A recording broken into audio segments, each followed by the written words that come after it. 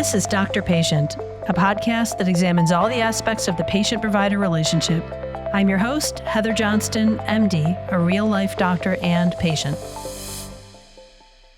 Today I'll be taking a deep dive into how Medicare works, and I'll be focusing a lot on Medicare Advantage plans and the history of their rise. This is really important right now because baby boomers born between 1946 and 64 are entering or are already in Medicare, and that's going to severely strain Medicare's budget in the coming years. I've talked about this topic briefly in a couple of past episodes, notably in episode 10 with Dr. Susan Rogers from Physicians for National Health Program, and then a bit in episode 19 recently on drug costs. And I'll be honest, this episode is covering what feels like a fly on the tip of a giant iceberg. This topic is absolutely huge. And I'll be using some acronyms, abbreviations, and other terms you might be unfamiliar with, so I'm going to quickly review them now. First, CMS stands for the Center for Medicare and Medicaid Services, the federal body that oversees everything related to health, including Medicare, Medicaid, the healthcare.gov insurance exchange system, kids insurance programs, and more. Second, I'll sometimes call Medicare Advantage just Advantage because this alone will save like 10 minutes on this podcast length. I'll mention HMOs a few times. It stands for Healthcare Maintenance Organizations, a type of private health insurance plan that's very restrictive on how and where you can get care. Lastly, as a person who's getting health care from either the government or an Advantage plan, you are what's called a beneficiary or enrollee. I'll go back and forth between these. I'm going to start with a brief reminder of how Medicare is basically set up today. There are 4 parts denoted by an alphabetical system. Part A refers to inpatient care, B is outpatient care, C is what's called Medicare Advantage, and D is for drug coverage. And I feel like we need Ernie and Bert to come on singing an alphabet song for this right about now. When you're close to turning 65 and you're ready to sign up with Medicare, there are a couple of big things to be aware of right up front. First, Medicare is not as cheap as you might think it will be. And it's certainly not free. I mean, you might have thought that all those years you worked and gave up a percentage of your paycheck to fund Medicare would mean that you would get some free healthcare later, but no. The second thing is that you'll have to make a huge decision right at the start when you're signing up. You'll have the option to choose what's called traditional or original Medicare or Medicare Advantage, that Part C that I mentioned. A few clarifying points right off the bat about that second option, which we're going to delve into today. Word 1, Medicare.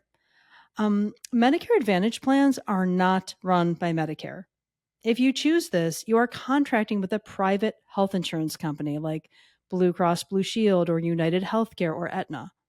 They are approved by and regulated by CMS, but these plans are not run by CMS. This is a really important distinction. If you sign up for an Advantage plan, you are technically not on Medicare. This is super misleading to people for obvious reasons. And there's even a bill up for consideration in Congress called the Save Medicare Act that attempts to change the name of these plans to avoid all of the confusion that they've been causing. See the show notes for a link to the cheesy but helpful video by Congresspeople Mark Pocan, Jan Schakowsky, and Ro Khanna. As for word number 2, Advantage, I'm going to explain today why these plans generally do not involve Advantage and in fact are probably a disadvantage. Today I'll be focusing on why they're a disadvantage for the country's overall financial health. Then next week in part 2, I'll explain why they're a disadvantage for most people that sign up for them. I'm not saying anything new here. If you Google problems with Medicare Advantage, you'll get like 1,000 hits from all over the place, including doctors, patients, government regulatory agencies, Congress people, as I mentioned, and more. But first, how did we get here? Well, when Medicare was first established in the 60s as part of the Center for Medicare and Medicaid Services, CMS, it was just Part A and B. Then in the 70s, CMS was looking closely at how HMOs were seemingly delivering care for less money, and it wanted to share in that cost savings for themselves. So Congress started dabbling in allowing HMOs to provide care to some of their beneficiaries. And at first it seemed to be working in that the HMO patients were actually costing less per person and having less hospitalizations, which is a really concrete thing that you can measure. What people realized later on, though, is that the enrolled populations of those HMOs was generally healthier. So that data was sort of flawed right from the start and made them look better than they actually were. But best I can tell, no one realized that at the time. So CMS then started looking at research being done that went further and compared costs, health outcomes, and patient satisfaction in HMOs versus Medicare at the time, and found that patient costs for HMOs were significantly lower, largely because they cut costs in various ways for inpatient hospital stays, which are some of the most expensive healthcare out there. However, the research did not show that those patients in the HMO had a better health outcome, and it did show that they were less satisfied with their care overall. So I find it odd that the HMO plans then went from a trial phase in the 70s to an actual established part of the Medicare program in the 80s called Medicare Plus Choice, if any of you remember that. Also in the 80s, healthcare costs continued to rise out of control. I mean, as they still are today.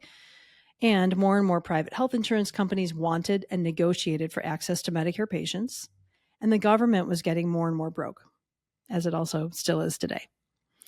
Enter Part C of Medicare, which was born out of the Balanced Budget Act of 97, passed in Clinton's second term.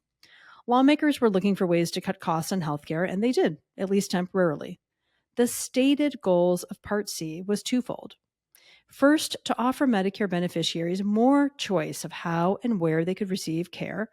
And second, to give Medicare back some cost savings, assuming that healthcare run by private companies would achieve that. The act, among other cost-saving cuts, authorized the governments to start contracting with private health insurance to provide healthcare to Medicare beneficiaries. As far as that first goal, to offer people more choice in where they could go for care, I can't figure out if they achieved that or not.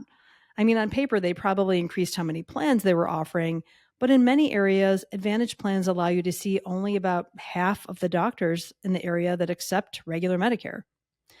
The details on this are kind of murky. Advantage plan insurers complained more and more that they needed more funds to operate. So, with the Medicare Modernization Act of 2003, their payment structure was revised and they started receiving more funds in return for expanding more choices of plans to their beneficiaries. The next years saw continually increased profits for the insurers, despite mounting evidence that they were probably not saving Medicare any money, and in fact, were growing even more expensive than regular Medicare. But instead of saying, okay, this is a pretty good idea, but it hasn't really worked out, so let's go back to the drawing board, Congress charged forward. The Affordable Care Act, signed by Obama in 2010, tried hard to rein in costs yet again for Advantage plans by requiring more efficiency and by reducing their payments for 6 years, which started in 2012. Guess what happened after the 6 years were up? Yep, the plans have now had rate increases every single year since then. On top of that, in 2012, the government started giving reward bonuses to Advantage insurers that had good quality ratings, which we'll go over in a bit. Since its inception, Part C or Medicare Advantage plans have not done too well in those goals, though it feels weird to blame them as they're simply following their inherent nature to make money, just as bees will sting and vultures will circle.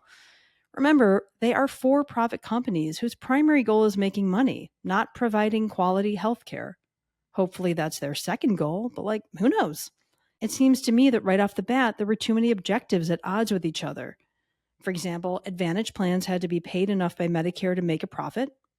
They had to keep beneficiaries' costs low enough to lure them in to sign up for the plans.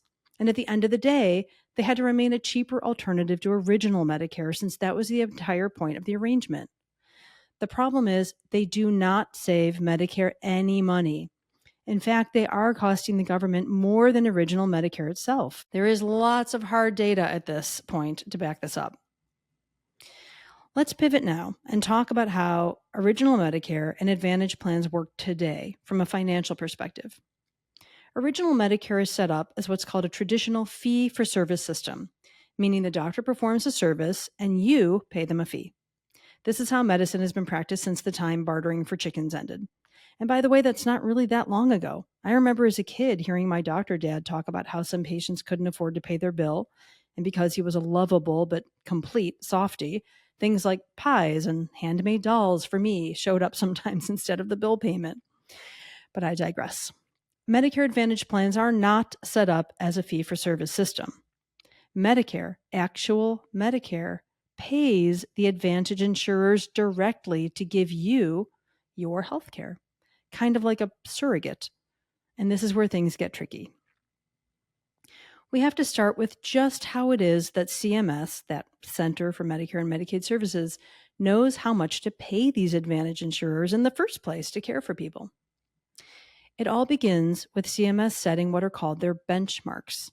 This is the expected cost per month to care for a person with average health, and it's calculated by county throughout the US because each county has different health levels of people, and it's based off of what the average spending has been for the past handful of years with original Medicare. One issue right off the bat is that CMS sets the benchmarks highest in the areas where they have historically had the lowest spending per patient. If you think I just said that wrong, I didn't. In the areas where Medicare has been spending the least, they offer the highest amount to Advantage plans. This is because they're trying to lure Advantage plans to cover these areas, which have historically saved them money. But the thing is, it ends up saving the Advantage plans more money too. This system contributes to Advantage plans ultimately being overpaid when combined with the next few things. After the benchmark is set and then released, Advantage insurers submit bids to CMS for plans they want to offer to enrollees in those counties. Then the benchmarks are adjusted for the quality level of the plan historically. Like really highly rated Advantage plans will get a higher or better benchmark than lower rated ones. See the pattern going on here? Rising and rising payments to Advantage plans. Next, Medicare compares the bid that is submitted by the plan to the benchmark for the county. If the plan is ultimately approved, CMS pays the Advantage plan a per month, per patient amount of money called a capitation. But they don't pay the same amount for every patient. The plan gets more for a patient with a higher number of what's called a risk score, which is calculated by CMS based off of a combination of demographics like age, sex, socioeconomic status, and data from your past inpatient and outpatient diagnosis codes. The riskier you are as a patient, for example, if you have tons of serious health problems, the more money the plan gets for you. This seems like it should be fair. I mean, they should get paid more to care for super sick patients since those folks will cost the plan more. Except for the fact that multiple insurers have now been sued by the Department of Justice for overinflating or submitting knowingly false diagnostic codes in order to increase those risk scores and thus their payments. But there's more. And now I feel like I'm on the Home Shopping Network. If the plan's bid comes in under the benchmark, so cheaper, the insurer gets the difference back as a rebate. Legally, the insurer has to use this rebate to provide additional benefits to their beneficiaries like vision and hearing and dental. There are some reports, though, detailing how if the expected cost of providing those supplemental benefits like vision are higher than the actual cost, that the plan can keep the difference as a profit, but it's not completely clear on the dozens of sites I was reading off of. Any statisticians out there? I could use you right now. However, if the plan's bid comes in over the benchmark, so more expensive, the difference will be a premium that the beneficiary, you or me, has to pay to the plan. So to recap that, if the plan is trying to charge too much in Medicare's eyes, then Medicare will let them pass some of that cost that they're trying to get onto you, the patient. This seems crappy, and I would like to know who agreed to this. It sure sounds like an election year agreement to me. Lastly, but far from least, some Advantage insurers take in even more money from annual bonuses that are based on what are called their star ratings, basically a quality score. These bonuses can be used as profit, they can pay for administrative costs, or they can be used to offer additional supplemental health benefits. Let's talk concrete numbers for a sec. The current base payment that an average Advantage insurer will receive is around $2,300 per month per person enrolled in their plan. Whether you see your doctor 0 times, 3 times, or 8 times in a year, they're getting $2,300 per month for you anyway. They're supposed to use the income from that monthly capitation payment to provide more health care for their enrollees. They're supposed to use the rebates they might be getting from a low bid to provide more health care to their enrollees. They're allowed to use the bonuses to provide additional supplemental health care, but many don't. And on top of all this, they're supposed to have a cap on their margin of profit. To me, This all sets up an inherent conflict of interest that's the same as any other private equity company that's involved in healthcare. Because once again, for profit companies' number one goal is to make money. So I would at least imagine that they sort of prefer that you not go to their doctor.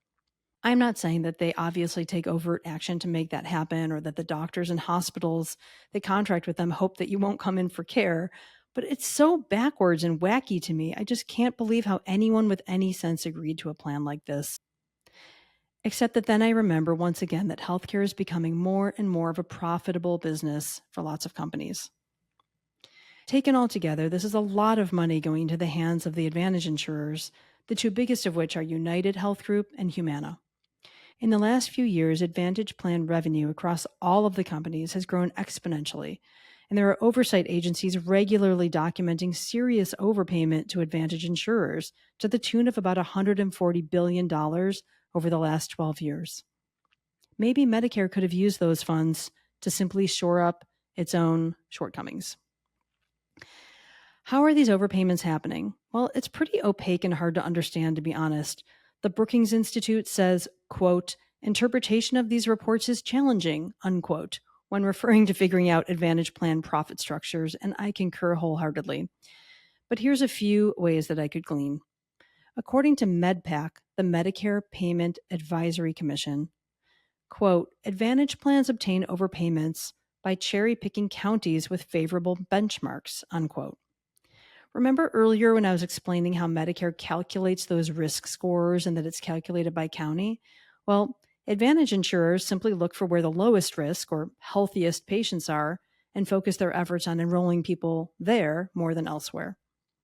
In addition, multiple private insurers, including Cigna and United Health, have been fined and sued by the Department of Justice for giving patients exaggerated or false diagnoses, which increases the patient's risk score and then the company's profit. In addition, they've been sued for inappropriately denying tests and treatments that should be covered under Medicare. Often this practice starts with what's called prior authorization requirements, by the way, which are not a thing in original Medicare. This is when your doctor says you need a test or treatment, usually an expensive one, and the health insurance says, well, we don't know about that, as if they know better about what you need for your health care than your doctor does. One company, Humana, even denied claims for services using artificial intelligence to review them instead of an actual human medical expert, which should terrify everyone who's listening. Where's the good news in all this? Well, first off, there's more and more attention being directed towards Medicare Advantage and the problems with it. The more light that's shined on their questionable profit-making decisions, the more regulation they'll get. Second, there are doctor groups in the US that are fighting tooth and nail against Medicare Advantage, including one of my favorites, Physicians for a National Health Program. Their main goal is actually Medicare for all, the idea of a single-payer government-backed health system like in Canada or in the UK. But that goal aside, they've also worked tirelessly against Medicare Advantage, which is the antithesis of a single-payer system. They help educate physicians and health systems. They write op-eds and letters to the editor of major publications to raise awareness about the dangers of Advantage plans, and they promote better healthcare legislation by regularly lobbying in Washington. Hopefully, with all of these efforts underway, Medicare Advantage will be restrained or regulated, overhauled, or simply canceled in the future. And now, my disclaimer about this episode. Honestly, I don't like Medicare Advantage in general. I think it's costly, with money lining pockets that are already quite lined with funds. And I think the companies that offer it care more about money than about your health care. Are there good things about Medicare Advantage? Probably. Maybe. I've heard that some people are really happy with it, though I haven't met any of those people. My fundamental vision for healthcare is that companies that want to make money should not be involved in it. So if you're coming up on 65, take this first big decision that you have to make of original Medicare versus Advantage really seriously and do the homework. If you're going to go for it with Advantage, shop very carefully. Get a comprehensive list of all the copays and deductibles and out-of-pocket maximums before choosing it. Also, be sure to find out if your current doctors accept the plan that you're looking at and that all the medications you take will be covered. If you see that the plan doesn't cover your current doctors, be sure that the doctors that are covered are acceptable to you in taking new patients covered by that plan. Definitely do your research. I'm starting you off by putting a couple links to basic reviews of Medicare Advantage plans and specific plan reviews, and also a video called Medicare FAQ.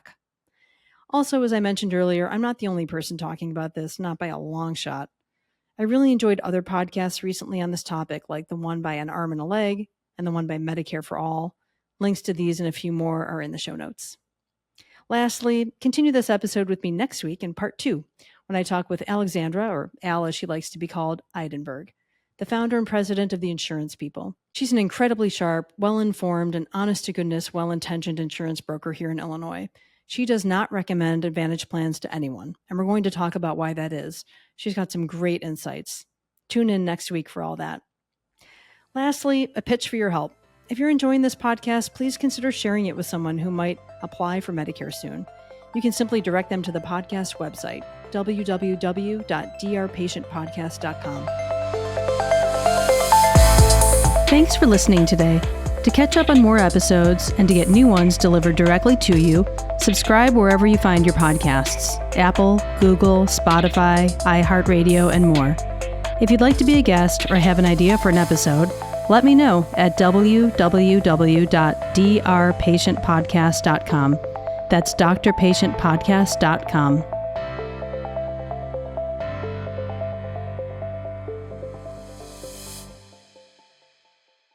Here's the disclaimer. Even though I am a doctor, I'm not your doctor. These stories, my comments, and all discussion is purely reflection about what's working in the healthcare system and what isn't. Don't use any medical information that you hear in these episodes to diagnose or treat yourself. If you have a question about your health, get in touch with your doctor or local health clinic.